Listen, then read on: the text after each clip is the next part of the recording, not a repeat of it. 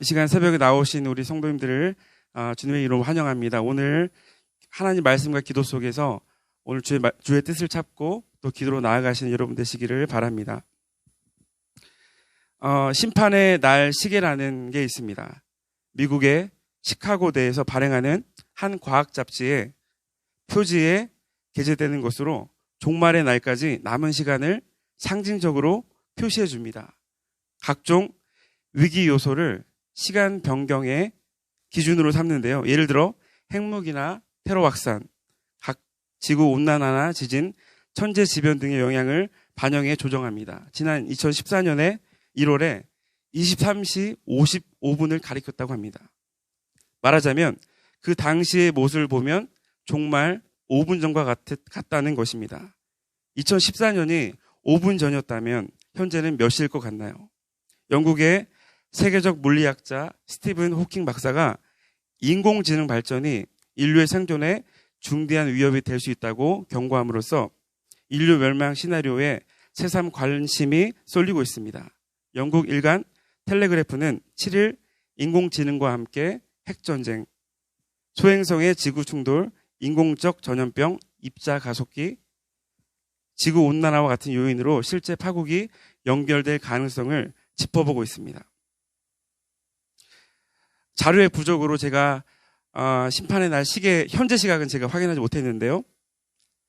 다양한 의견이 있을 수 있겠지만 한 가지 분명한 것은 종말의 시계가 늦춰지고 있는 것이 아니라 점점 종말에 가까워지고 있다는 사실입니다. 과학자들의 말 이전에 성경은 이미 지구의 종말을 단언하고 있습니다. 그날은 바로 예수님이 재림하시는 날이고 최후의 심판의 날이 될 것입니다. 그날이 성큼성큼 다가오고 있는 것이죠. 1945년 일본 히로시마에 원자탄이 투하되기 전에 미군 당국은 여러 차례 삐라를 뿌렸습니다. 8월 6일 0시 이전까지 50리 밖으로 피하라는 경고문이었습니다.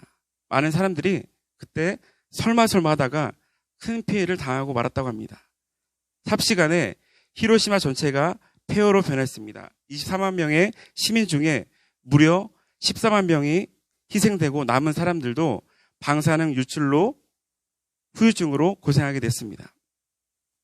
여러분, 설마가 사람을 잡는다는 말이 있죠. 가장 무서운 병은 여러 가지 심판의 것도 있겠지만 불감증입니다. 자각하지도 못한 채 죽어가기 때문입니다. 여러분 정말 불감증도 마찬가지입니다. 노아 홍수 심판 전날, 소돔 유황불 심판 전날까지 사람들이 먹고 마시고 장가들면서 멸망한 사람들을 우리는 반면교사로 삼아야 할 것입니다. 끝까지 믿음을 지키고 깨어 기도하고 때를 얻든지 못 얻든지 복음을 전파하시는 여러분 되시기를 축원합니다. 오늘 본문의 말씀은 바로 세상의 종말에 대한 예언입니다. 특별히 요한계시록 18장을 17장과 관련해서 생각해보면 바벨론의 멸망에 대한 다른 측면의 강조로 이해될 수 있습니다. 17장이 주로 바벨론의 종말의 성격과 특성을 다룬다면 18장은 바벨론의 멸망과 애가를 중심으로 또 이야기합니다. 18장을 또 19장과의 연결성에서 살펴보게 되면 특별히 19장 1절부터 10절까지 깊은 관련성이 있는데 그 부분은 18장에 대한 자세한 설명, 왜 성도들이 기뻐해야 하는지를 말해줍니다. 두 가지 이유 때문에 그렇습니다만 하나는 바벨론이 무너지게 되어 하나님의 정당한 심판이 시행되고 있기 때문이다. 다른 한 가지는 바벨론의 운명과는 달리 교회가 받아 누릴 축복 때문입니다. 그것은 바로 어린 양과의 혼인 예식의 상징으로 표현되고 있습니다. 우리 본문 1절을 다 함께 보면 이 일 후에 다른 천사가 하늘에서 내려오는 것을 보니 큰 권세를 가졌는데 그의 영광으로 땅이 환하여지더라. 이 다른 천사가 7대접을 가진 천사 중에 하나인지 땅이 환하여지는 영광을 가진 유일한 분이신 예수 그리스도를 가리키시는 것인지에 대해서는 정확하게 알 수 없습니다. 아무튼 이 천사는 자신의 영광으로 온 땅을 환하게 하는 큰 권세를 가지고 있습니다. 그리고 그는 큰 소리를 외치는데요. 무너졌도다, 무너졌도다. 큰 성 바벨론이요. 무너졌도다를 두 번 반복하는 것은 그만큼 심판이 확실하다는 것을 강조하는 것입니다. 즉 바벨론으로 상징되는 세상의 멸망은 그만큼 확실한 일이라는 것이죠. 여러분, 이 세상은 반드시 무너집니다. 그리고 하나님의 준엄한 심판이 있게 될 것입니다. 여기에서 문법적으로 눈에 띄는 것은 무너졌도다의 시제가 과거형으로 표현되었다는 사실입니다. 아직 바벨론이 무너진 상태가 아닌데 이렇게 표현하는 것은 무엇일까요? 이것은 시적인 표현으로 바벨론의 미래를 예견하는 것으로 볼 수 있는데요. 이 부분에 대해서 주석학자인 마운스는 이렇게 말했습니다. 과거 시제는 미래적 성취의 확실성을 가리킨다. 그것은 악을 이기는 하나님의 위대한 목적이 앞으로 다가올 변동되는 사실이 아니라 기정사실이라는 것을 예언적인 방식을 통해 선포하는 것이다 라고 이야기하고 있습니다.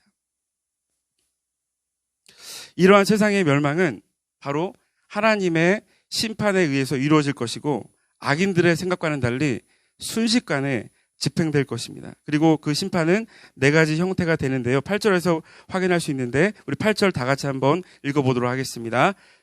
8절 읽겠습니다. 그러므로 하루 동안에 그 재앙들이 이르리니 곧 사망과 애통함과 흉년이라. 그가 또한 불에 살라지나니 그를 심판하시는 주 하나님은 강하신 자이심이라.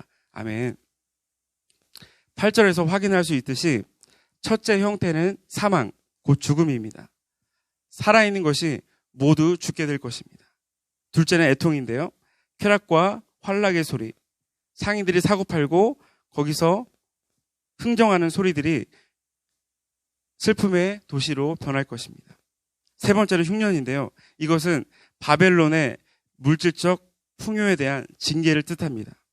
자랑하던 물질이 그날에는 순식간에 사라지게 되는 것이죠. 네 번째는 불에 살라진다는 것인데요.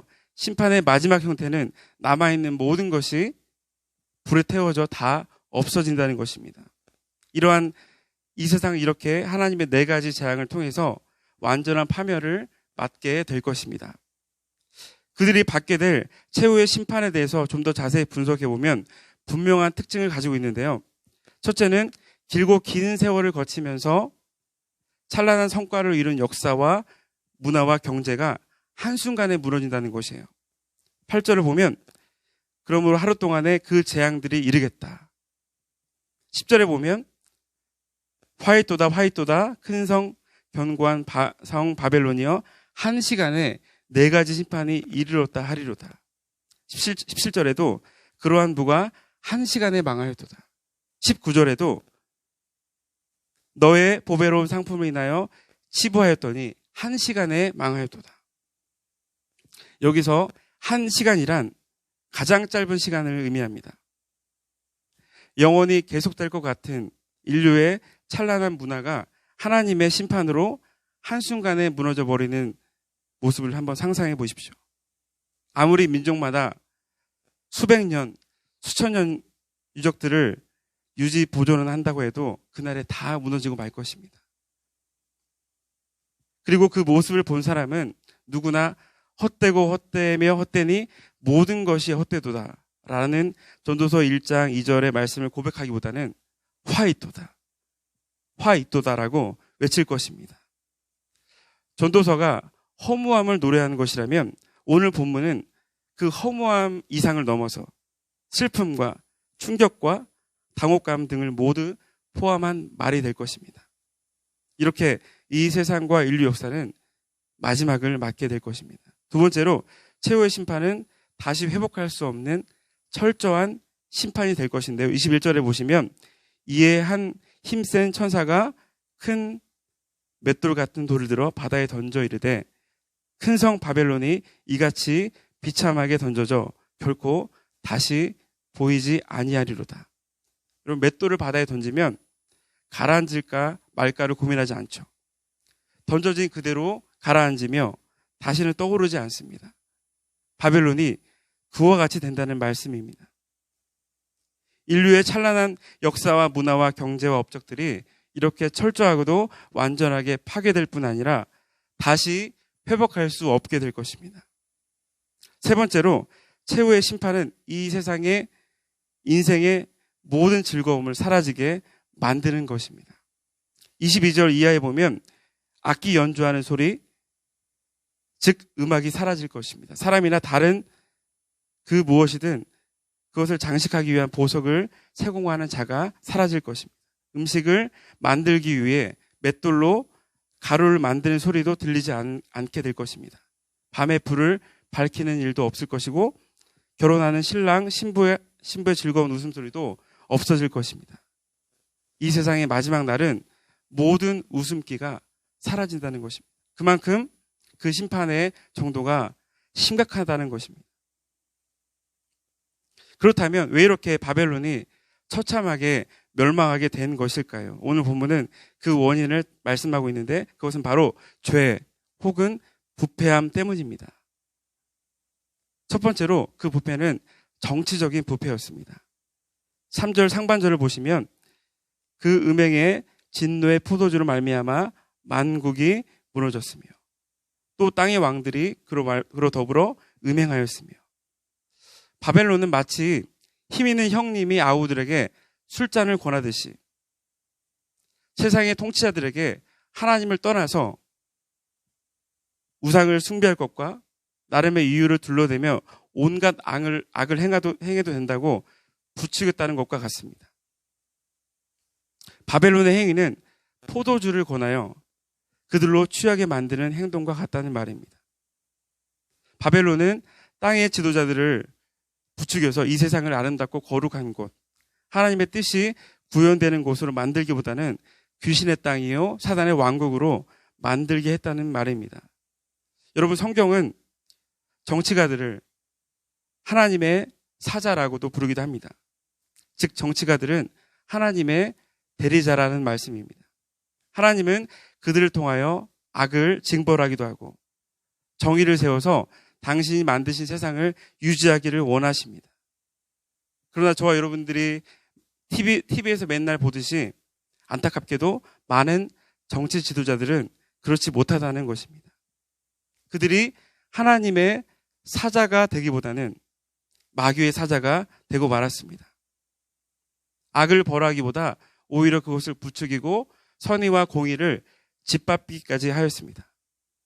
심지어 어떤 지도자들은 자신의 체제를 영구히 보존하고자 그가 스스로 신이 되고자 하나님이 되고자 하기까지 했습니다. 여러분, 우리가 영적으로 보게 되면 이렇게 정치가들의 탐욕과 권력과 남용 등은 뒤에서 조종하는 자인 사탄에 의한 것임을 저와 여러분들은 알아야 될 것입니다. 그리고 그로 인해서 이 세상이 더러워졌고 그런 현상은 종말을 향하여 갈수록 더욱 심해질 것입니다. 바로 이것이 하나님의 심판의 이유라는 것입니다. 이 세상이 멸망하는 두 번째 이유는 바로 경제적인 부패인데요. 3절 하반절을 보시면 땅의 상인들도 그와 더불어 그 사치의 세력으로 치부하였도다. 그리고 11절을 보시게 되면 경제적인 부정 혹은 경제적인 부패가 멸망의 원인이 될 수 있다는 것을 나열한 상품 목록이 보여주고 있습니다. 12절 13절에 보시면 금과 은과 보석과 진주, 세마포와 자주 옷감과 비단과 붉은 옷감, 각종 향목과 각종 상아그릇, 값진 나무와 구리와 철과 대리석으로 만든 각종 그릇, 심지어는 소와 양과 말과 수레와 종들과 사람들의 영혼까지 각종 오락을 위해서, 각종 경기를 위해서 포로로 잡아오고 그들을 활용하고 그들은 또 사람의 영혼은 처참하게 그 안에서 죽어가는 모습을 우리는 저와 여러분들은 많이 알고 있습니다. 여러분, 중요한 것은 제가 앞서 말한 모든 상품 목록들이 대부분 약탈물이라는 점이고 그리고 이것들이 온갖 사치품으로 부정부패에 이용됐다는 것입니다. 소수의 사람들이 자본을 독점할수록 가진 자와 못 가진 자의 차이는 점점 더 커질 수밖에 없고 세상은 더 각박해집니다. 저는 요즘에 TV를 보면서 경제적인 불공평과 부패야말로 하나님의 심판을 초래하는 원인이 될 수 있겠다라는 생각을 해보게 되었습니다. 여러분, 역사가 종말을 향해 가듯이 오늘 말씀을 통해 볼 수 있듯이 그 차이는 점점 더 커져가고 신자의 사회 경제적인 책임은 더 중요해집니다. 이 세상 사람들은 더 많이 가지려고 할수록 또 많은 욕심을 채우려고 하지만 저 여러분들은 하나님이 자신들에게 주신 것을 은혜로 알고 또 그 은혜들 가운데 가지지 못한 자들에게 선의를 베풀고 또 하나님의 은혜의 선순환을 우리는 보아야 될 것이라는 것이죠. 사랑하는 성도 여러분, 여러분은 주님께 빚진 자들입니다. 따라서 그 빚을 갚아야 되는데요. 우리가 말로만 사랑을 받았으니 은혜를 입었으니 하지 말고 구체적인 실천으로 저 여러분들은 그것을 나누어야 됩니다. 세 번째로 바로 그 부패는 영적인 부패입니다. 앞에서 살펴본 음행, 사치, 불의한 행동들이 바벨론 멸망의 원인들이긴 하지만 주된 원인은 아닙니다. 이것들은 그들이 저지른 죄요, 열매요, 증상입니다. 근본적인 죄의 뿌리는 7절에 있는데요. 7절을 우리 다 같이 한번 읽어보도록 하겠습니다. 시작. 그가 얼마나 자기를 영화롭게 하였으며 사치하였든지 그만큼 고통과 애통함으로 갚아주라. 그가 마음에 말하기를 나는 여왕으로 앉은 자요 과부가 아니라 결단코 애통함을 당하지 아니하리라 하니. 여러분, 본문이 강조하는 바벨론의 죄의 뿌리는 바로 교만입니다. 그것은 바로 창세기 3장의 인간 죄의 뿌리요 바벨탑의 원인입니다. 그렇다면 교만이라는 건 무엇입니까? 이것은 단순히 내가 남에게 나를 자랑하는 것 이상의 의미를 가지고 있는데요. 그것은 상대방을 향한 태도 이전에 바로 하나님을 향한 태도로서 내 인생은 내가 살겠습니다.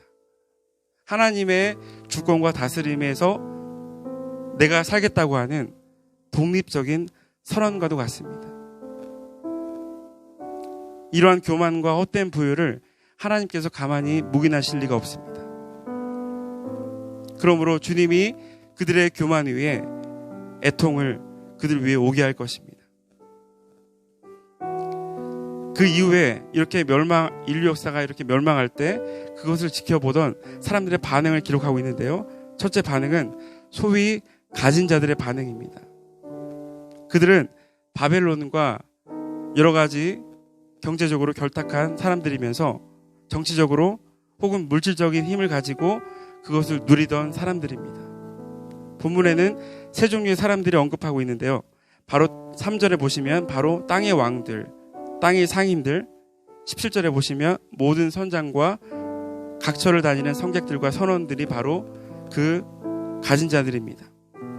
그러나 이 세상에 멸망할 때 그들이 보이는 반응은 어떻습니까?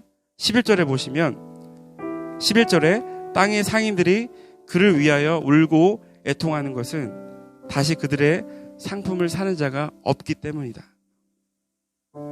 그들은 바벨론의 패망 때문에 인간적인 도리로 인해서 가슴 아픈 것이 아니라 바벨론을 상대로 경제적인 이익을 취할 수 없기 때문에 애통하는 것입니다.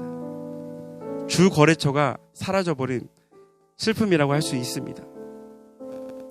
세상 사람들이 서로를 향해 맺는 관계가 바로 이와 같은 것 같습니다. 철저하게 이익을 위해서 하나가 되고 이익이 사라지면 등을 돌려버리는 비인간적인 모습을 우리가 사는 직장과 학교에서도 보기도 하고 심지어는 교회 내에서도 볼 때가 있다는 것입니다. 우리는 이러한 사실들로부터 우리가 살아가는 세상을 지배하는 것이 다름 아닌 물질주의적인 가치관이라는 점을 알게 됩니다. 여러분, 물질을 사랑하는 것이 무엇이 문제일까요? 이렇게 질문하는 사람들도 있을 텐데요. 또 나는 물질을 사랑하면서 신앙을 지킬 수 있을 것입니다 라고 하는 사람도 있을 것입니다. 이에 대해서 성경은 분명히 물질이 우리의 마음 속에서 이미 신의 위치에 올라와 있음을 지적하면서 그렇게 될 수 있음을 지적하면서 경고하고 있는데요. 마태복음 6장 24절에 보시면 한 사람이 두 주인을 섬기지 못할 것이니 혹 이를 미워하고 저를 사랑하거나 혹 이를 중히 여기고 저를 경히 여길 것입니다. 너희가 하나님과 재물을 겸하여 섬기지 못하리라. 이미 지적한 것처럼 우리 시대의 물질은 하나님과 대등한 위치에 올라선 현대인들의 우상입니다. 거의 하나님과 맞먹는 실체이자 인격입니다. 여러분, 물질 앞에서 옷도 벗고 인간 이하의 짓도 서슴지 않고 물질 때문에 사람도 유괴하고 죽이는 등의 인간의 가치가 아름다움을 짓밟는 세상이 되어가고 있습니다. 여러분, 우리 교회는 어떠합니까? 우리 교회 내에도 그 물질 중심의 가치관이 깊숙이 들어와서 또 우리가 헌금할 때도 하나님 이 물질을 넘어서서 하나님을 경외하기보다는 그 물질에 묻혀서 우리가 헌금을 드릴 때 계산하고 또 하나님의 것을 우리가 숨겨서 드리지 않는 경우도 있다는 것입니다. 여러분, 이 시대의 하나님의 사람들은 이러한 가치관을 거절하고 살 수 있어야 됩니다. 지금 이 시대는 물질을 버는 것이 중요한 것이 아니라 하나님의 뜻대로 물질을 잘 쓸 줄 아는 것이 실력입니다. 언제가 다용사님께서 헌금에 대해서 설교하실 때 이러한 우리 마음에 돈을 사랑하고 하나님과 돈에 대해서 우리가 저울질하면서 그런 마음들이 있을 때 우리가 하나님 앞에 정확하게 11조를 드리고 감사헌금 드리고 또 분에 넘치는 그 헌금을 드리는 것이 우리의 그런 사랑하는 마음을 해소하고 버릴 수 있는 것이라고 했던 것들이 한번 생각나게 되었습니다. 혹시 저와 여러분들 중에 하나님께 헌금을 드릴 때 그런 갈등이 생기는 분들이 있다면 정말 하나님을 의지하는 마음으로 하나님 앞에 나 자신을 드리는 마음으로 저 여러분들이 분에 넘치게 한번 하나님 앞에 물질을 드려보십시오. 그렇다면 저와 여러분들이 저울질하는 그런 마음들이 사라질 것입니다. 또 하나님께서 그 마음 위에 축복을 허락하셔서 더 채워주실 것입니다. 이렇게 하나님의 은혜와 축복 속에 물질로 살아가는 삶을 경험하다 보면 그 물질에 대한 마음이 내려놓아지게 되고 하나님을 더욱더 의지하는 인생이 된다는 것입니다. 두 번째는 인류 역사가 멸망할 때 그것을 지켜보던 성도들의 반응입니다. 20절에 보시면 하늘과 성도들과 사도들과 선지자들아 그로 말미암아 즐거워하라. 하나님이 너희를 위하여 그에게 심판을 행하셨음이라 하더라. 여러분, 통곡의 시간에 왜 성도들에게 즐거워라고 하십니까? 이것을 옛 성경은 신원하시는 심판을 그에게 하셨음이라 라고 했습니다. 즉 성도들의 원한을 풀어주신다는 것입니다.